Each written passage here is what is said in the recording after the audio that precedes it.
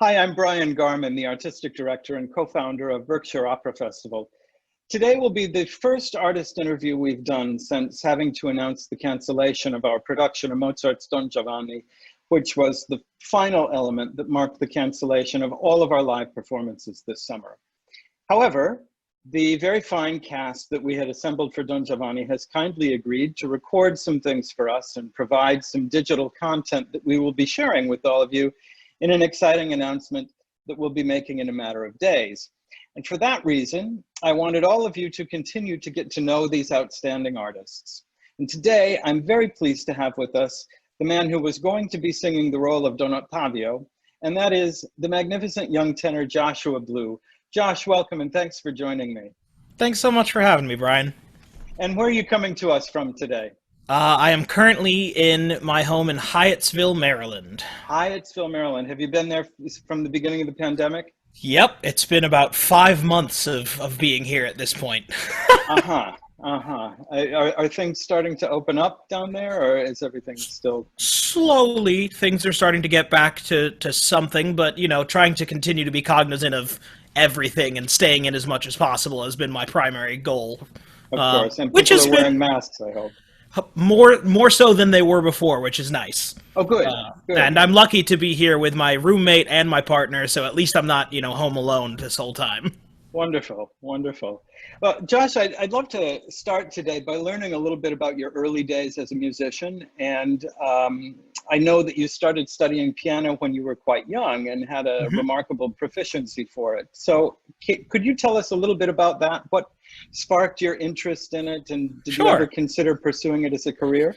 Yeah, so when I was, when I was 3 years old, my mother had bought a piano, had gotten a piano secondhand because she had wanted to teach herself how to play.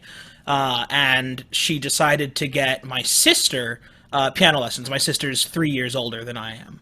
And so my sister would play and sit at the piano, and apparently, because of course I don't remember this, but apparently I would sit in the living room and I would listen to her play. And after she had finished playing, I would go up to the piano and I would try to recreate what she had played based on what I'd heard. I would try to recreate what she had played based on what I had heard. And my mom said, "Oh gosh, we should get him piano lessons." And so she took me to this wonderful woman and said, "Will you teach my son?" And she said, "Absolutely not. He's 3 years old. There's no way I'm going to get a 3-year-old boy to focus for even 10 minutes." And she said, "Well, if he can you at least let him play something for you?" And she said, "Sure." And so I played, I'm sure, like Brother John or something on the piano. Sure. And she took me right then and there. Wow. Yeah, and so I studied with her for 13 years. I genuinely thought I was going to be a classical pianist for my entire life. I was ready to apply to schools for classical piano. But it wasn't until, and I'd done some singing in church and, I sang in middle school choir. But it wasn't until high school that I realized that I really loved singing. And partially that was due to having a great high school choir teacher. Mark Myers at Waubonsee Valley High School in Aurora, Illinois. Aurora, Illinois, yes. Yep. He, it's a great program, and it introduced me to all sorts of different music, vocal music.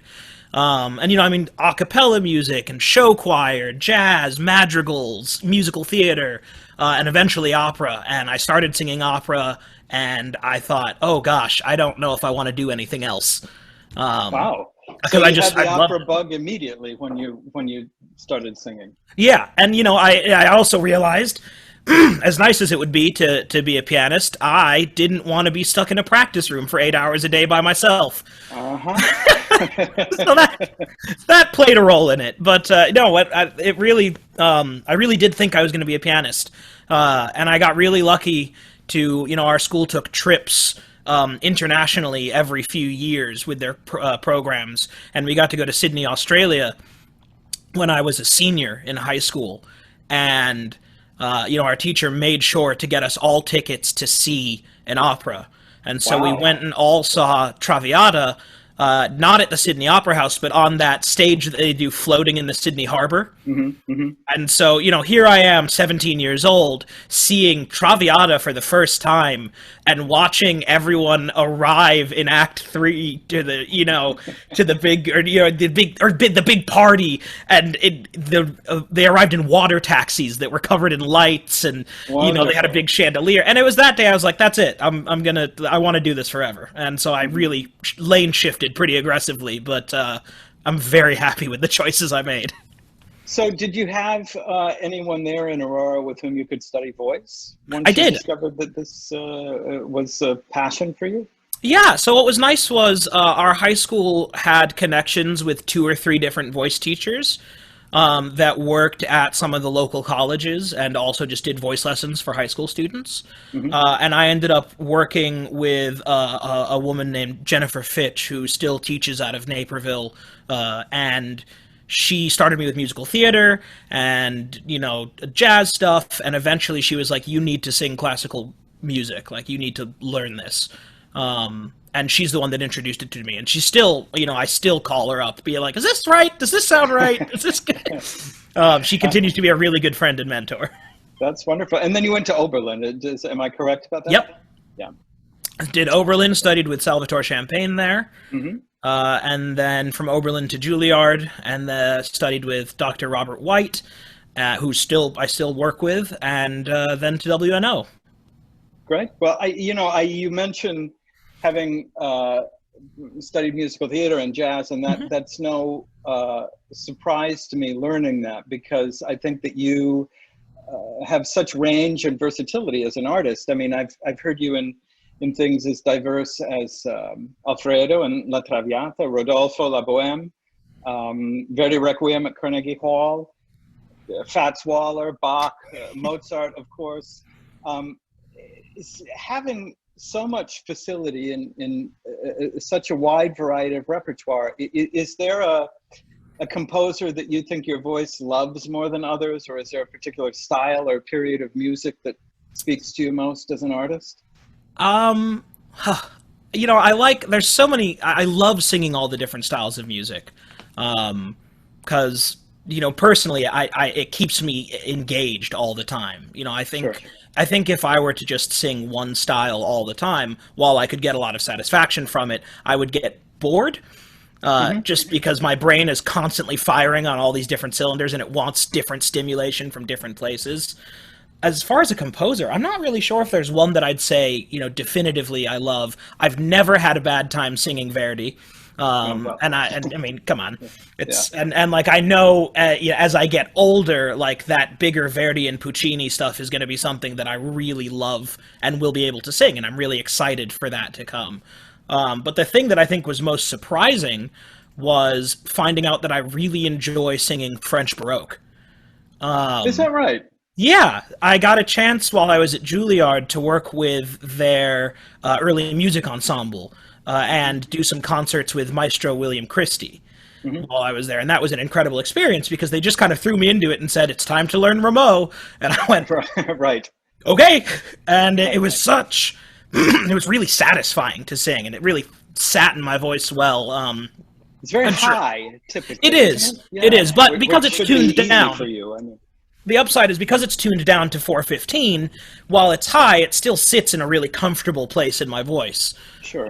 And so I really enjoy singing that type of music, which is not something that I would have ever expected. And if it weren't for my time at Juilliard, I doubt I would have ever known. But I think that's my little hidden gem of singing, is I really enjoy French Baroque music. That's wonderful. It doesn't come up all that often, but certainly I hope there's more of that for you in your future. To get back to Mozart just for a moment, sure. Even though we can't do Don Giovanni this summer, I know that many of our viewers had been studying the opera in preparation for what was supposed to happen this month. So I wanted to get your take on something. And one hears a lot of times people thinking that, and I mean audience members thinking that Don Ottavio is sort of a wimp. I don't see him that way. For sure, he's aristocratic. He's very sensitive, which is not code. But for me, this is all in keeping with a very specific archetype of an 18th century character that he is. And I don't find him to be particularly wimpy or spineless. And you might well disagree, but I'm curious how you see this character and how his music informs the way that you portray him. Yeah, I think, a lot of, I can't speak for all the tenors in the world, but I think a lot of tenors see this role and go, ugh, Don Ottavio.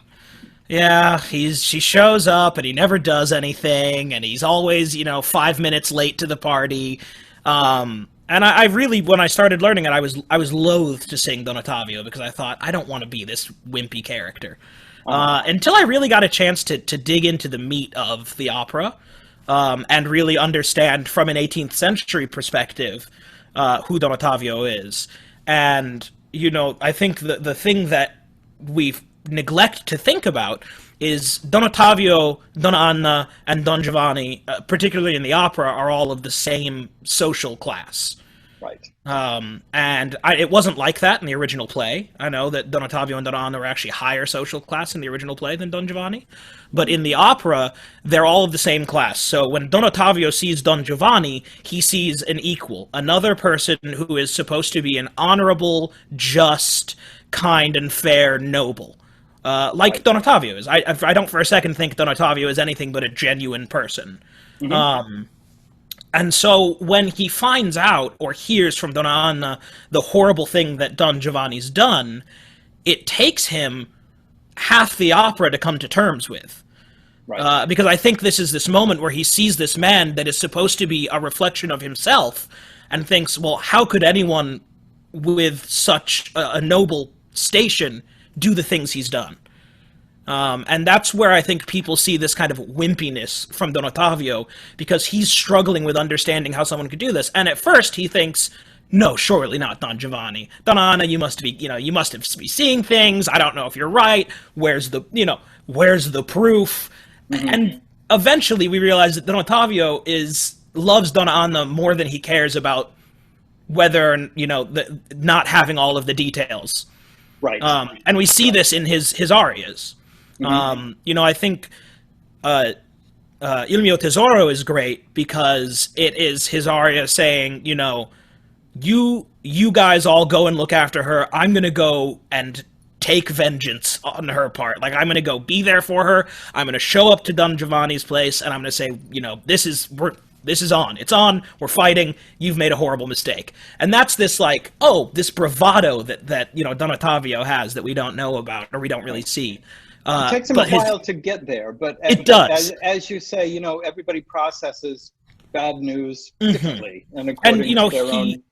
He has this duty to be, a paternal figure as well as a lover of Donna Anna, to look after her, especially in the loss of her father. And he doesn't know what the best way to do that is. And I think we see that sensitive side of him in Dalla sua pace, because that's the moment where he wants to hold her close and say, all of your emotions I feel, and I grieve with you, and I am sorrowful with you. And it's not, oh, you're sad and I'm sorry you're sad. It's I feel everything you feel in the exact intensity because I love you. And he becomes this well-rounded character that is, yes, he's late to the party a lot of times, but he's not used to having to go chase down another noble for a sword fight. Exactly. And that's,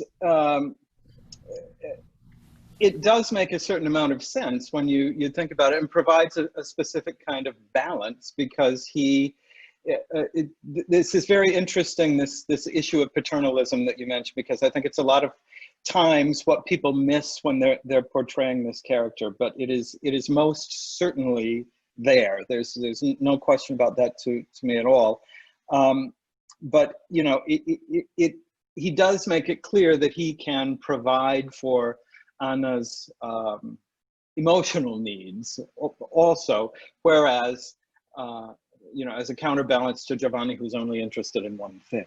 Exactly. And I think it puts Don Ottavio on an entirely different level for the nobility in the 18th century, because, rarely do we see, especially men in a noble class, being sensitive and emotional with their partners. Right. And Right. he's willing to say, no, like, I love you. And even though things in the end don't quite work out the way he wants them to, he's like, I will wait because you're processing and this is hard for you. And I'm going to be there for you regardless. Which I think makes him, time. exactly, it makes him one of the strongest characters in the opera and one of the only genuinely good people. You know, it takes him a while to get there, but I genuinely believe he's one of the most sincere characters in the opera. I absolutely agree. So if I'm correct, you've just finished now 2 seasons as a young artist at Washington National Opera in DC. Yep. Did you actually finish your 2nd season, or did they have to call it off midway through? Or they had to call it off midway through. We were in the middle of a run of Samson and Delilah, and we were 2 rehearsals away from opening Blue.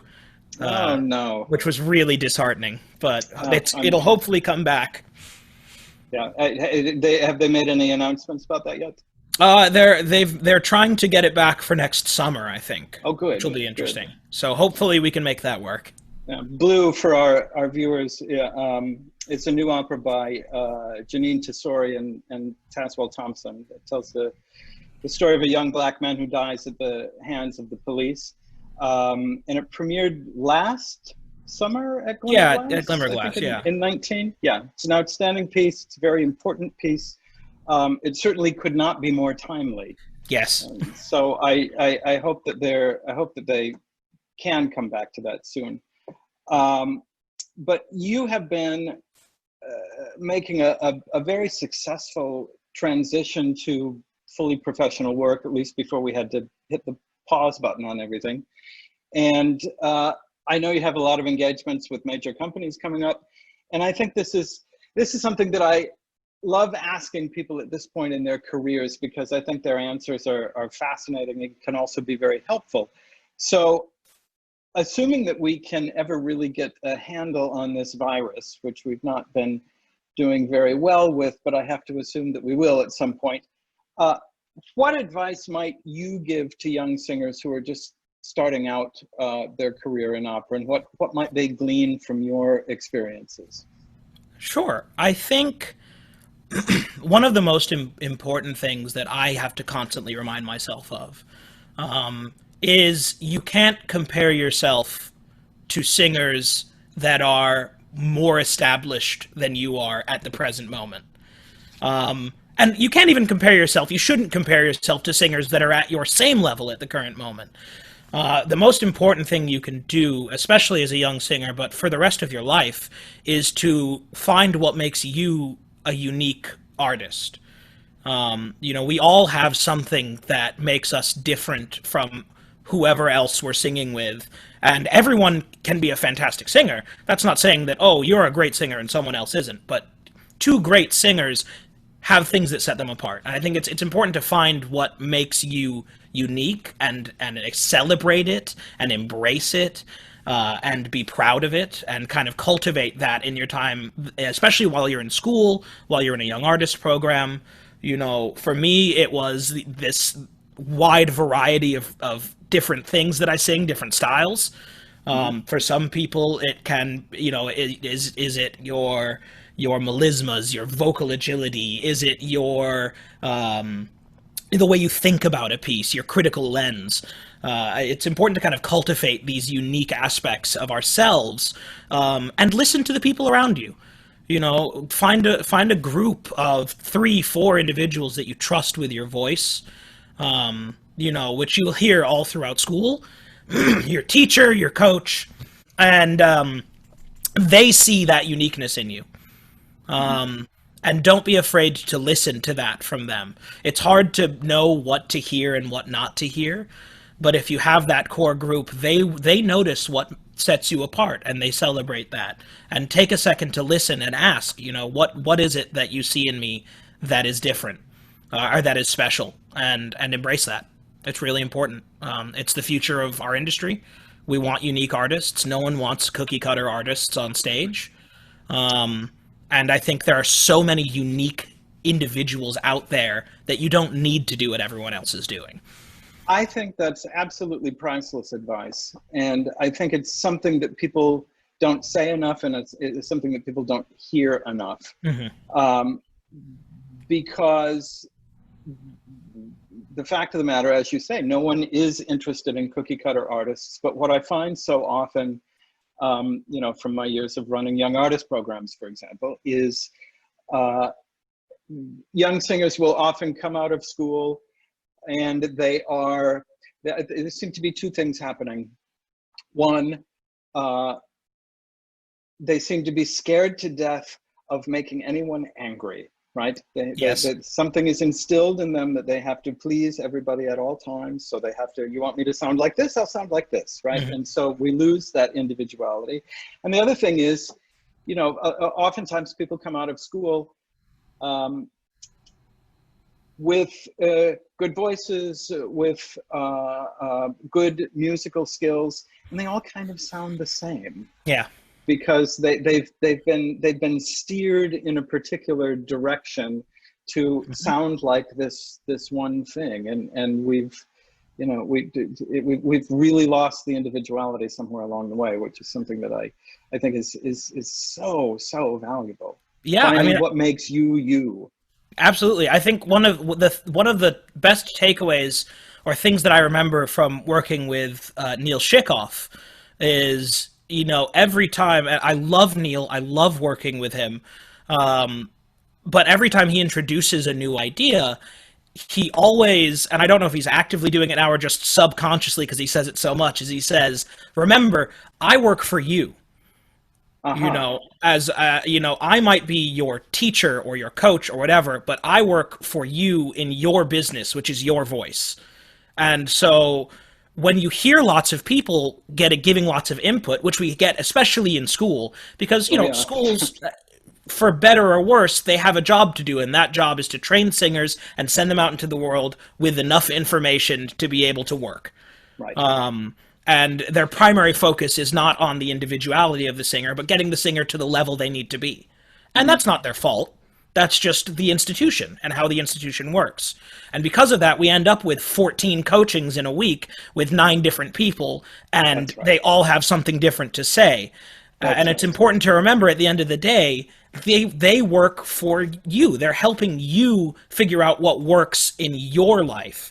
And sometimes that means going through the coaching, singing it the way they ask you to sing it, and then checking in with yourself afterwards and going, do I need that? Does that help me or does that hinder me? And then saying, you know what? This doesn't work for me. I'm not going to use it. And that's nothing against the coach. It's just, it doesn't work for me personally.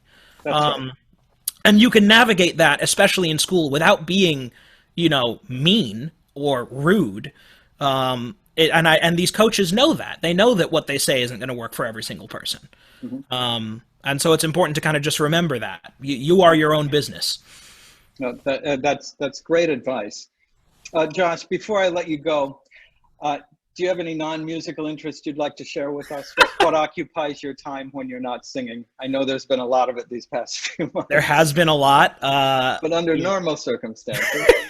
The one thing that's been occupying my time a lot that I find a lot more singers than I thought are really part of this community is tabletop role-playing games.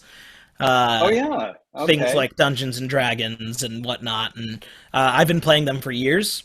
Is that right? I love them. They are a great bit of escapism, but also a fantastic way to practice stagecraft, which I found later on in life because it's improv. You know, it's theater of the mind. It's being able to tell a story, take on a character, and be them with a bunch of other people who are doing the same thing.